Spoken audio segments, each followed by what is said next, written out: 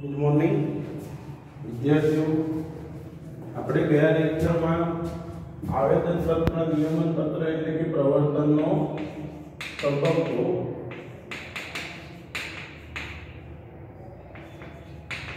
અને ધંધો શરૂ કરવાનું પ્રમાણપત્ર મેળવવું એ વિધિની આપણે ચર્ચા કરી હતી. હવે આજે આપણે જે ત્રણ તફાવત છે, ભાગીદારી પેઢી અને કંપનીનો તફાવત, પછી ખાનગી કંપની, જાહેર કંપની ને સહકારી મંડળી અને કંપની.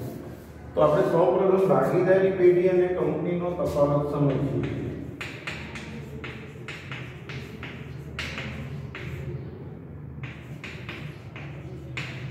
અને કંપની, પહેલી વસ્તુ, ભાગીદારી પેઢી હોય તો એની સ્થાપના, તો સરળ અને સ્થાપના વિધિ છે. તો ભાગીદારી પેઢીની જે સ્થાપના વિધિ છે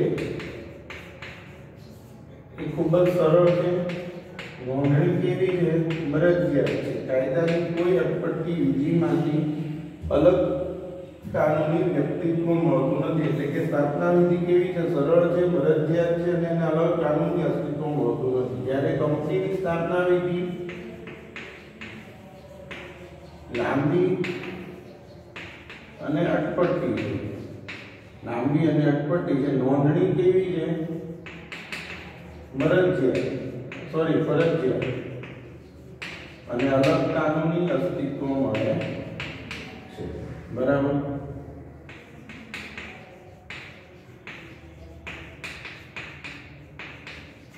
ત્યાર પછી સભ્ય સંખ્યા, ઓછામાં ઓછા 2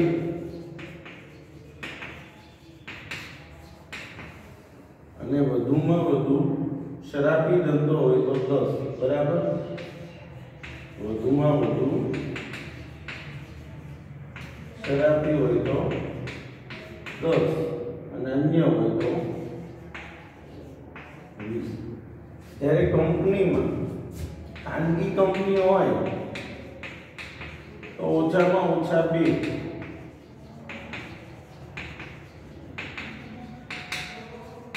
વધુમાં વધુ 200 અને જાહેર કંપનીમાં ઓછામાં ઓછા 7, વધુમાં વધુ સભ્યોની કોઈ સંખ્યાનો એવું હોતું નથી. ઓછામાં ઓછા 7. આ થઈ કંપનીની સભ્ય સંખ્યા. કેટલા સભ્યો છે? મૂડી તો ભાગીદારી પેઢીમાં મૂડી પ્રમાણમાં ઓછી મળે, જ્યારે કંપનીમાં મૂડી શેરહોલ્ડરો દ્વારા શેર બહાર પાડીને મેળવવામાં આવતી હોવાથી મૂડી વધુ મળે છે. બરાબર. પછી હિસ્સા કે હિતની ફેરબદલી. હિસ્સા કે હિતની ફેરબદલી તો વ્યક્તિગત માલિકીમાં ભાગીદારી પેઢીમાં વ્યક્તિ પોતાનો હિસ્સો છે એ કોઈ અન્ય વ્યક્તિના નામે ટ્રાન્સફર કરવા માટે પહેલા બધા જ ભાગીદારોની મંજૂરી લેવી પડે. જ્યારે કંપનીમાં કોઈ પણ વ્યક્તિ પોતાના શેર છે ગમે ત્યારે વેચી શકે. બરાબર છે. પણ જો કે ખાનગી કંપનીમાં શેરની ફેરબદલી ઉપર નિયંત્રણ હોય. ત્યાર પછી જવાબદારી. તો જવાબદારીની આપણે વાત કરીએ તો ભાગીદારી પેઢીમાં જવાબદારી ભાગીદારોની કેવી હોય છે? મર્યાદિત હોય, અમર્યાદિત હોય. મોટા ભાગે અમર્યાદિત હોય. જે પેઢીનું દેવું વધી જાય તો દેવું ચૂકવવા પોતાની અંગત મિલકત વેચીને પણ દેવું ભરપાઈ કરવું પડે. જ્યારે કંપનીની અંદર જવાબદારી માત્ર ખરીદેલા શેરની રકમ પૂરતી હોય છે. બરાબર છે. સંચાલન તો ભાગીદારી પેઢીનું સંચાલન ભાગીદારો પોતે જ કરે. ભાગીદારી પેઢીનું સંચાલન કોણ કરે છે? ભાગીદાર.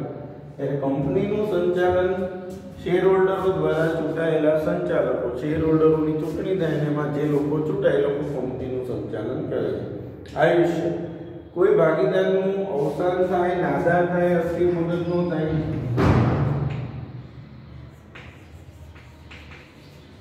કોઈ ભાગીદારનું અવસાન થાય કે નાદાર થાય કે અસ્થિર મગજનો થાય તો ભાગીદારીનું વિસર્જન થાય છે. આથી આયુષ્ય ટૂંકું હોય. જ્યારે કંપનીમાં સભ્યના મૃત્યુના આધારે કે અસ્થિર મગજ થવાના સંજોગોમાં કંપનીના અસ્તિત્વનો અંત આવતો નથી, આથી આયુષ્ય લાંબુ હોય છે. એટલે કંપનીમાં તો કેવું છે કે ગમે તેટલા શેર હોલ્ડરો બદલે કંપની તો શરૂ જ રહે. આપણે એના ઉદાહરણ પણ ટાટા વાળી જે વાત કરી હતી બરાબર છે. પછી રહસ્યોની જાળવણી, તો ભાગીદારી પેઢીમાં રહસ્યોની જાળવણી શક્ય છે કારણ કે ભાગીદારી પેઢીના રહસ્યો માત્ર ભાગીદારોને જ ખબર, એટલે રહસ્યો જાળવી શકે. ત્યારે કંપનીમાં રહસ્યોની જાળવણી મુશ્કેલ છે. પછી પરિવર્તનશીલતા, જો રહસ્યોની જાળવણી આયુષ્ય પછી રહસ્યોની જાળવણી, ભાગીદારી પેઢીમાં રહસ્યોની જાળવણી શક્ય છે જ્યારે કંપનીમાં રહસ્યોની જાળવણી મુશ્કેલ છે. પરિવર્તનશીલતા, તો ભાગીદારી પેઢીમાં પરિવર્તનશીલતા શક્ય છે ત્યારે કંપનીમાં પરિવર્તનશીલ કરવું મુશ્કેલ છે. વ્યક્તિગત સંપર્ક, વ્યક્તિગત માલિકીમાં વ્યક્તિ અન્ય ભાગીદારી પેઢીમાં તમે ધંધો ચલાવતો તો તમે તમારા ગ્રાહકો સાથે સીધા સંપર્કમાં રહી શકો, પણ કંપનીમાં સીધા સંપર્કમાં રહી શકાતું નથી. બરાબર છે. પછી વિસર્જન, કરાર અનુસાર અથવા કાયદાએ નક્કી કરેલા સંજોગોમાં કે ભાગીદારો ઈચ્છે ત્યારે ભાગીદારોનો અંત આવે છે, પણ કંપનીનું વિસર્જન કાયદાનું પાલન કરીને જ કરી શકાય. ટૂંકમાં ભાગીદારી પેઢીનું વિસર્જન છે જ્યારે ભાગીદારો ઈચ્છે ત્યારે કરી શકે, પણ કંપનીમાં એ વસ્તુ શક્ય હોતી નથી. હવે જે પ્રશ્ન સમજવાનો છે,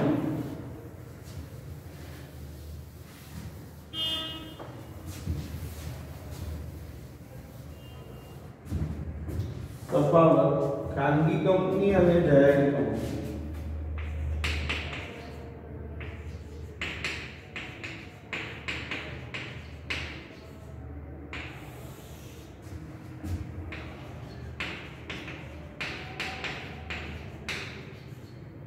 તો ખાનગી કંપની છે એમાં સભ્ય સંખ્યા પહેલો તો મુદ્દો, પછી શેરની ફેરબદલી,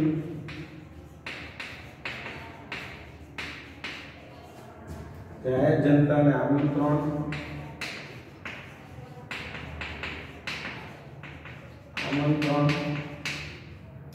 એક વ્યક્તિની કંપની,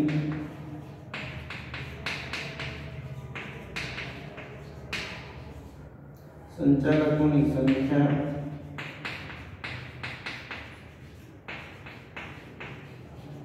કંપનીનું નામ,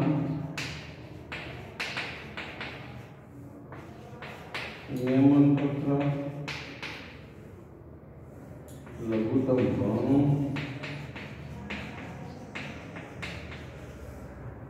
અને નવા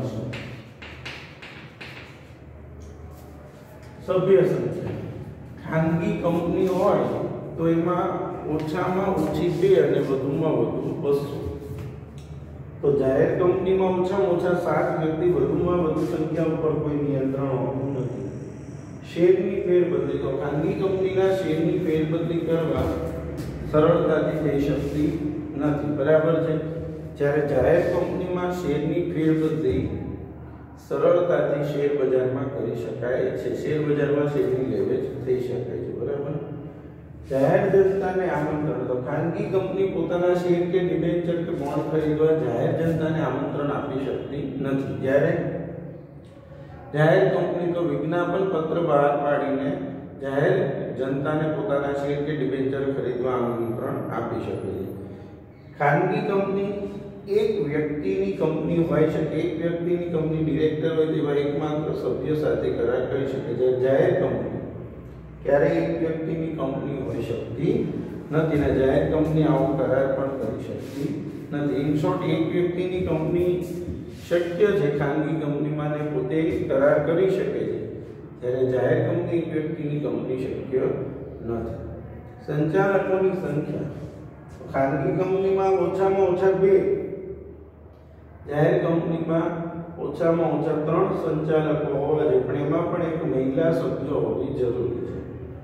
કંપનીનું નામ, જો મર્યાદિત જવાબદારી વાળી ખાનગી કંપની હોય તો નામની પાછળ પ્રાઇવેટ કંપની, પ્રાઇવેટ લિમિટેડ શબ્દ, અને અમર્યાદિત જવાબદારી વાળી કંપની હોય તો ખાલી લિમિટેડ શબ્દ પ્રાઇવેટ શબ્દ લગાવવો પડે. એટલે જો મર્યાદિત જવાબદારીવાળી ખાનગી કંપની તો નામની પાછળ પ્રાઇવેટ લિમિટેડ શબ્દ, અને મર્યાદિત જવાબદારીવાળી ખાનગી કંપની હોય તો પ્રાઇવેટ શબ્દ નામમાં લખવો પડે છે. મર્યાદિત જવાબદારીવાળી જાહેર કંપની હોય તો નામની પાછળ જાહેર કંપની હોવાથી લિમિટેડ શબ્દ લખવો પડે છે. નિયમન પત્ર તૈયાર કરી કંપની રજિસ્ટ્રાર સમક્ષ નોંધણી કરાવવી ફરજિયાત છે. જાહેર કંપનીમાં નિયમન પત્ર તૈયાર કરેલ ન હોય તેવા સંજોગોમાં કંપનીના પરિશિષ્ટ એકમાં નિર્દિષ્ટ કરાયેલા નમૂનાના આર્ટિકલ્સ આપોઆપ લાગુ પડે છે. લઘુત્તમ ભરણાની જોગવાઈ લાગુ પડતી નથી. જાહેર કંપનીમાં લઘુત્તમ ભરણાની જોગવાઈ લાગુ પડે છે. અને નવા શેર બહાર પાડવામાં આવે તો ખાનગી કંપની વર્તમાન સભ્યો સિવાય અન્ય વ્યક્તિઓને પણ શેર આપી શકે છે. જ્યારે જાહેર કંપની છે એ નવા શેર બહાર પાડવામાં આવે ત્યારે પ્રથમ દરખાસ્ત કંપનીના વર્તમાન સભ્યોને કરવી પડે. એટલે ખાનગી કંપની છે ત્યારે નવા શેર બહાર પાડે તો બીજા સભ્યોને, બહારના લોકોને પણ એ શેર આપી શકે.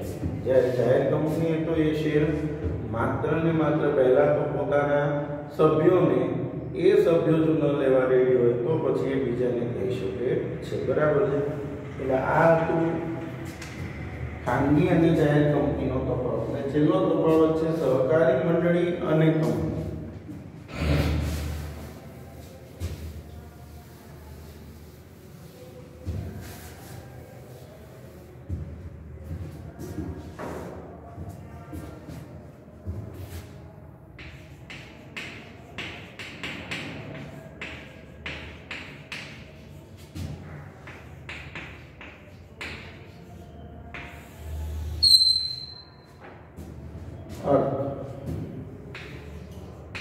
સહકારી મંડળી સમાનતાના ધોરણે જે લોકો પોતાના આર્થિક હિતોના રક્ષણ માટે, જે પણ લોકો મંડળીમાં જોડાય છે બધા પોતાના આર્થિક હિતોના રક્ષણ માટે સુધારો કરવા સમાનતાના ધોરણે સ્વૈચ્છિક રીતે સંગઠિત થયેલી વ્યક્તિઓનું મંડળ છે.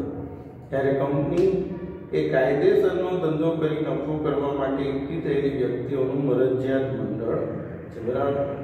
બીજું હેતુ,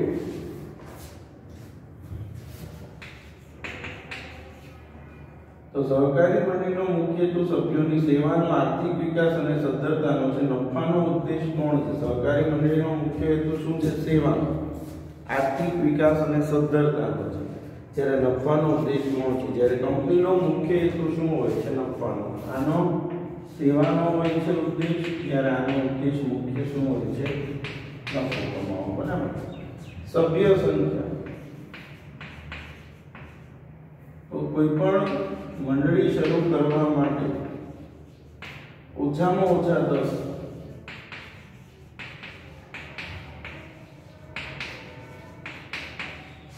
વધુમાં વધુ સભ્યોની કોઈ જોગવાઈ નથી. જ્યારે જાહેર કંપનીમાં ઓછામાં ઓછા 7 અને વધુમાં વધુ ગમે તેટલા સભ્યો હોય. પણ જો ખાનગી કંપની હોય ઓછામાં ઓછા 2 અને વધુમાં વધુ 200 સભ્યો હોય છે. જાહેર કંપનીમાં ઓછામાં ઓછા 7 સભ્યો હોય છે, ત્યારે ખાનગી કંપની તો ઓછામાં ઓછા 2 અને વધુમાં વધુ 200. પછી સ્થાપના વિધિ, તો મંડળીની સ્થાપના વિધિ કંપની કરતા સરળ છે. તો કંપનીની સ્થાપના વિધિ પ્રમાણમાં લાંબી અને અટપટી છે. બરાબર. વહીવટ, તો સહકારી મંડળીનો વહીવટ લોકશાહી ઢબે થાય છે. સભ્ય દીઠ 1 મત આપી શકાય. માત્ર કેટલો મત આપી શકે? સભ્ય દીઠ 1. જ્યારે કંપનીનો વહીવટ તો માત્ર સિદ્ધાંતમાં જ લોકશાહી વહીવટનો ખ્યાલ ભ્રામક બને છે.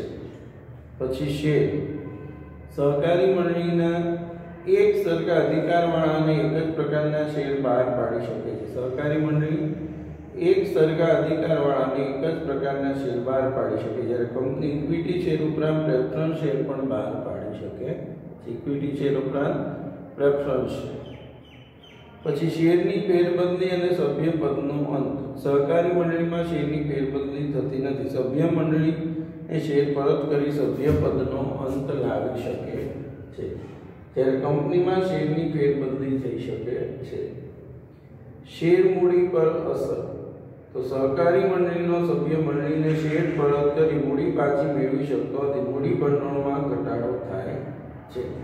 જ્યારે કંપની છે એ સભ્ય દ્વારા શેરના ખરીદ વેચાણથી મૂડી ભંડોળમાં ફેરફાર થતો નથી. એટલે તમે સમજો, પેલા શેરની ફેરબદલી અને સભ્ય પદનો. સહકારી મંડળીમાં શેરની ફેરબદલી થતી નથી. સભ્ય મંડળીને શેર પરત કરી સભ્ય પદનો અંત લાવી શકે.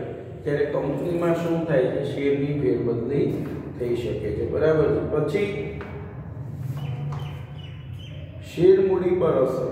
તો મંડળીનો સભ્ય મંડળીને શેર પરત કરી મૂડી પાછી મેળવી શકતો તે મૂડી ભંડોળમાં ઘટાડો થાય.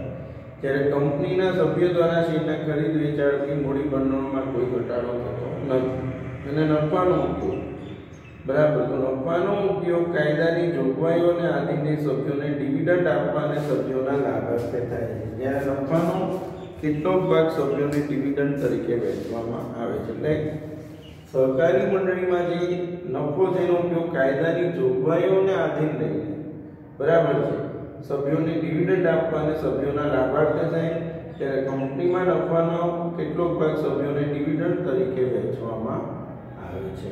બરાબર છે. એટલે જો અહીંયા આપણે આ પાઠ પૂર્ણ થયો. સૌથી મોટો પાઠ જે છે એ આ છઠ્ઠો પાઠ કે જેની અંદર આપણે નવા ટોપિકો ભણ્યા. પેજ નંબર 58 થી 70 સુધી 13 પેજનો આ પાઠ છે. બરાબર.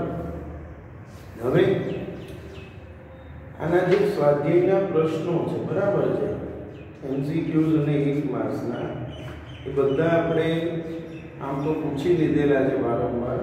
બરાબર છે. એટલે આ બધા જ પ્રશ્નોના જવાબો જે છે આપણે તૈયાર કરવાના છે. એક બીજી બાબત કે અત્યારે આપણે આનો જે તફાવત કર્યા, તો ચલો એક વખત આપણે MCQ તો જોઈ લઈએ આના ચેપ્ટરના. બરાબર. જો પહેલો પ્રશ્ન, સહકારી મંડળીમાં